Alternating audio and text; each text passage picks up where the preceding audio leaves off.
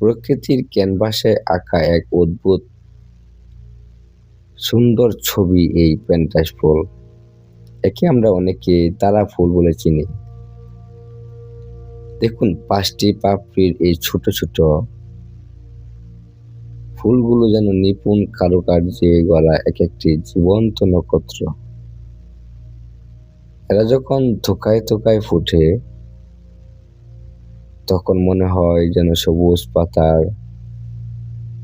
ভিড়ে একরাশ রঙিন তারা ভুল করে মাটিতে নেমে এসেছে।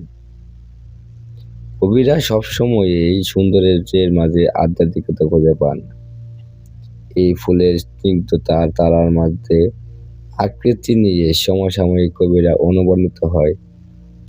এই ফুলের সৌন্দর্যকে উৎসর্গ করে বলা যায়, সবুজ পাতার গহন কোণে তারার প্রদীপ জ্বলে, রঙিন পাপড়ি মেলে তারা রূপের কথা বলে।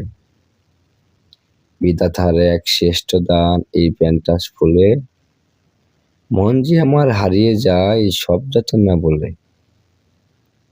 এই প্যান্টাস ফুল শুধু বাগান উজ্জ্বল করে না, এটি আমাদের বাস্তব সংস্থানের জন্য এক নীরব কর্মী।